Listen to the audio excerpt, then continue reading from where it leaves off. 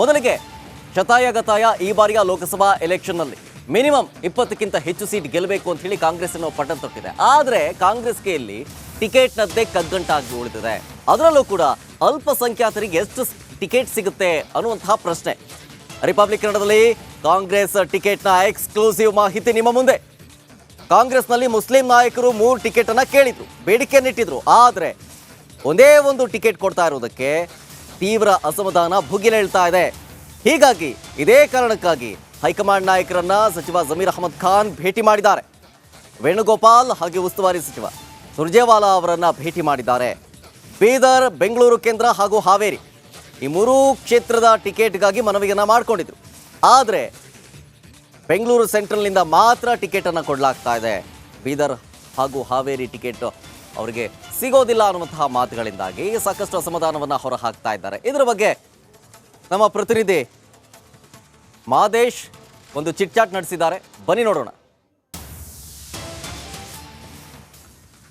ಸದ್ಯಕ್ಕೆ ಲೋಕಸಭಾ ಚುನಾವಣೆಯ date announce ಆಗಿದೆ. ಈ ಬೆನ್ನಲ್ಲೇ ಲೋಕಸಭಾ ಚುನಾವಣೆಯ ಟಿಕೆಟನ್ನು ಘೋಷಣೆ ಮಾಡೋದ್ರ ಬಗ್ಗೆ ಕಾಂಗ್ರೆಸ್ನಲ್ಲೂ ಕೂಡ ಸಾಕಷ್ಟು ಚರ್ಚೆ ಆಗ್ತಿದೆ. ಇದ್ರ ಬಗ್ಗೆ ಮಾತನಾಡೋದಕ್ಕೆ ಮುಸ್ಲಿಂ ಮುಖಂಡರಾದಂತಹ ಶಬಿ ಅವರು ನನ್ನ ಜೊತೆ ಇದ್ದಾರೆ, ಮಾತಾಡಿಸ್ತಾ ಹೋಗ್ತೀನಿ. ಸರ್, ಈಗಾಗಲೇ ಒಂದಷ್ಟು ಚರ್ಚೆ ಆಗ್ತಿದೆ. ಕಾಂಗ್ರೆಸ್ನಲ್ಲಿ ನಿಮ್ಮದು ಕೂಡ ಒಂದು ಬಲವಾದ ಸಮುದಾಯ. ನಿಮ್ಮವ್ರಿಗೆ 3 ಟಿಕೆಟ್ ಬೇಕಂತೇಳಿ ನೀವು ಈಗಾಗಲೇ ಬೇಡಿಕೆ ಇಟ್ಟಿದ್ರಿ. ಹೈಕಮಾಂಡ್ನು ಕೂಡ ಭೇಟಿಯಾಗಿ ಬಂದಿದ್ರಿ ನೀವು ಮತ್ತು ನಿಮ್ಮ ಒಂದಷ್ಟು ಮುಖಂಡರು. ಬಟ್ ಏನಾಯಿತು ಇದ್ರ ಬಗ್ಗೆ ಅಂತ ಸರ್? ಈಗಾಗಲೇ ಹೈಕಮಾಂಡ್ ಗಮನಕ್ಕೆ ತಂದಿದ್ದೀವಿ. 3 ಟಿಕೆಟು ಹಾವೇರಿ, ಬೀದರು, ಬೆಂಗಳೂರು ಸೆಂಟ್ರಲ್ಲು, ಅದೇ ರೀತಿ ಮಂಗಳೂರು ಆದರೆ ಮಂಗಳೂರು, ಈ 3 ಈಗಾಗಲೇ ಹಾವೇರಿ ಕೊಟ್ಟಾಗಿದೆ. ಈಗ ಬೀದರ್, ಬೆಂಗಳೂರು ಸೆಂಟ್ರಲ್ ಮತ್ತು ಮಂಗಳೂರು ಇದೆ.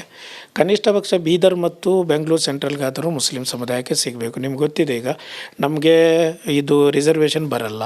ನಮ್ಮದು ಈಗ ಜನಗಣತಿ ವರದಿ ಪ್ರಕಾರ ನಾವು 90 ಲಕ್ಷ ಜನರು, 70 ಲಕ್ಷ ಅಧಿಕೃತವಾಗಿದ್ದೀವಿ. ಅಂದರೆ 16.5% ಆಯಿತು. ನಮ್ಮ ಪರ್ಸೆಂಟೇಜ್ ಪ್ರಕಾರವಾಗಿ ನಮಗೆ 4-5 ಸೀಟು ಸಿಗಬೇಕು. 5 ಸೀಟಂತೂ ಸಿಗಲೇಬೇಕು. ಕೇಳಿರೋದು ಬರೀ 3. ಅದರಲ್ಲಿ ಈಗ 2 ಮಾತ್ರ ಬೀದರ್ ಮತ್ತು ನಮ್ಮ ಬೆಂಗಳೂರು ಸೆಂಟ್ರಲ್ ಈಗ ಇದು ಮಾಡಿದ್ದು. ನನಗೆ ಸಿಕ್ಕಿದ ಮಾಹಿತಿ ಪ್ರಕಾರ ಇವತ್ತೆಲ್ಲ ದೆಹಲಿಯಲ್ಲಿದ್ದೆ. ನಮ್ಮ ಜಮೀರ್ ಸಾಹೇಬರು ತುಂಬ ಪ್ರಯತ್ನ ಮಾಡಿದ್ದಾರೆ. ಮಿನಿಸ್ಟರ್ ಆದ್ರೂ ಮೈನಾರಿಟಿ ಮಿನಿಸ್ಟ್ರು ತುಂಬ ಪ್ರಯತ್ನ ಮಾಡಿದ್ದಾರೆ. ವೇಣುಗೋಪಾಲ್ ಅವರಿಗೂ ಮಾತಾಡಿದ್ದೀವಿ, ಅದೇ ರೀತಿಯಲ್ಲಿ ಹೈಕಮಾಂಡಿಗೆಲ್ಲ ಮಾತಾಡಿದ್ದೀವಿ.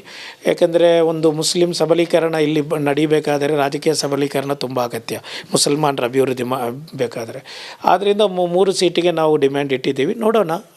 ನನಗೆ ಅನಿಸ್ತಾ ಇದೆ ಈಗ ಬೆಂಗಳೂರು ಸೆಂಟ್ರಲ್ ಏನೋ ಫೈನಲ್ ಆಗ್ತಾ ಇದೆ. ಬೀದರಲ್ಲಿ ಸೂಕ್ತವಾದಂತಹ ಅಭ್ಯರ್ಥಿ ಸಿಕ್ಕಿಲ್ಲ ಅಂತೇಳಿ. ನೋಡಿ ನಮ್ಮ ಗತ್ತಿಗೇಡು ಎಷ್ಟಿದೆ ಅಂತೇಳಿ ಮುಸಲ್ಮಾನರಿಗೆ ಒಂದು ಏನು ಕ್ಯಾಂಡಿಡೇಟ್ ನಮ್ಮಲ್ಲಿಲ್ಲ ಅಂತ ಹೇಳ್ತಾರೆ. ನನಗೆ ತುಂಬ ಬೇಜಾರಾಯಿತು ಇದಕ್ಕೆ. ಅವರವರ ಕಿತ್ತಾಟದ ನಡುವೆ ನಿಮ್ಮ ಸಮುದಾಯವನ್ನು ಮೂಲೆ ಗುಂಪು ಮಾಡೋದು ಕೂಡ ಯತ್ನ ನಡೀತಿದೆಯಾ ಅಂತ? ನಾನು ನೇರ ನುಡಿಯ ಮನುಷ್ಯ. ನಾನು ಯಾರಿಗೂ ಹೆದರುವುದಿಲ್ಲ. ಏಕೆಂದರೆ ನಾನು BJPನೂ ಇಲ್ಲ, ಕಾಂಗ್ರೆಸ್ಸು ಇಲ್ಲ, JDS ಇಲ್ಲ. ನನಗೆ ಮೆಂಬರ್ ಆಗಿ BJP ಪಕ್ಷ ಮಾಡಿತ್ತು. ಅದರೊಟ್ಟಿಗೆ ಅಧ್ಯಕ್ಷನಾಗೋಕ್ಕೂ ಸಪೋರ್ಟ್ ಮಾಡಿತ್ತು. ಕಾಂಗ್ರೆಸ್ಸಿನ ನಮ್ಮ ಮುಖ್ಯಮಂತ್ರಿಗಳಾದಂಥ ಸಿದ್ದರಾಮಯ್ಯವರು ನನಗೆ ಸಪೋರ್ಟ್ ಮಾಡಿದರು. ಜಮೀರ್ ಅವರು ಸಪೋರ್ಟ್ ಮಾಡಿ, ಮಾಧುಸ್ವಾಮಿ ಅವರು ಸಪೋರ್ಟ್ ಮಾಡಿದ್ದಾರೆ, ಶಶಿಕಲಾ ಜೊಲ್ಲೆ ಅವರು ಮಾಡಿದ್ದಾರೆ, ಅಶೋಕ್ ಅವರು ಇದು ಮಾಡಿದ್ದಾರೆ. ಆದರೆ ನಾನು ಎಲ್ರಿಗೂ ಹೇಳ್ತಾ ಇರೋದು ಒಂದೇ ವಿಚಾರ. ಇಲ್ಲಿ ನೋಡಿ, ಕಾಂಗ್ರೆಸ್ಸು ಯಾವ ರೀತಿಯಲ್ಲಿ ಮುಸಲ್ಮಾನರನ್ನು ತುಷ್ಟೀಕರಣ ಮಾಡಿದೆ ಅಂತ ಕಳೆದ 70 ವರ್ಷಗಳಲ್ಲಿ ಎಲ್ರಿಗೂ ವ್ಯಕ್ತವಾದಂಥ ಒಂದು ಇದು. ಮತ್ತು ನಮಗೆ ನಮ್ಮಂಥವ್ರಿಗೆ ಮಾತಾಡೋಕ್ಕೆ ವ್ಯವಸ್ಥೆನೇ ಇಲ್ಲ. ಯಾಕೆಂದರೆ ಯತ್ನಾಳ್ ಒಂದು ಕಡೆಯಲ್ಲಿ ಪ್ರತಾಪ್ ಸಿಂಹ ಅವರು ಏನಾದರೂ ಮಾಡ್ತಾ ಇರ್ತಾರೆ. CT ರವಿಯವರು ಹೇಳ್ತಾರೆ ಕುರಾನಲ್ಲಿ ಇರುವುದೇ ಭಯೋತ್ಪಾದನೆ ಅಂತ. ಇಷ್ಟು ಸುಂದರವಾದ ಶಾಂತಿಯುತವಾದಂತಹ ಇಡೀ ಜಗತ್ತಿಗೆ ಸೌಹಾರ್ದತೆಯನ್ನು ಹೇಳಿಕೊಟ್ಟಂತಹ ಪವಿತ್ರ ಕುರಾನ್ ಒಂದು ಇರುವೆಗೂ ನೀನು ನೋವು ಮಾಡಬಾರ್ದು ಅಂತ ಹೇಳಿದಂಥ ಕುರಾನ್ ಬಗ್ಗೆ CT ರವಿ ಹೇಳ್ತಾರೆ ಅಲ್ಲಿ ಭಯೋತ್ಪಾದನೆ ಕಲಿಸಲಾಗ್ತದೆ ಅಂತೇಳಿ. ಯತ್ನಾಳ್ ಸಂದರ್ಭ ಸಿಕ್ಕಿದಾಗಲೆಲ್ಲ ಮುಸಲ್ಮಾನರ ಓಟ್ ಬೇಡ, ಟೋಪಿ ಹಾಕಿದವರು ಬೇಡ, ವಕ್ಫ್ ಬೋರ್ಡನ್ನು ನಿಷೇಧ ಮಾಡಬೇಕು. ನೀವು ವಕ್ಫ್ ಅಂತ ಹೇಳಿದರೆ ಏನು? ವಕ್ಫ್ ಮಂಡಳಿಯಲ್ಲಿರುವಂಥ ವಕ್ಫ್ ಆಸ್ತಿಗಳು ಯಾರದ್ದು? ಸರ್ಕಾರದಲ್ಲ, ಅದು ಬೇರೆ ಯಾರ ಇದಲ್ಲ, ಮುಸಲ್ಮಾನರೇ. ನಮ್ಮ ಪೂರ್ವಿಕ ಮುಸಲ್ಮಾನರು ವಕ್ಫ್ ಮಾಡಿ ಹೋದಂತಹ ಜಾಗಗಳದು.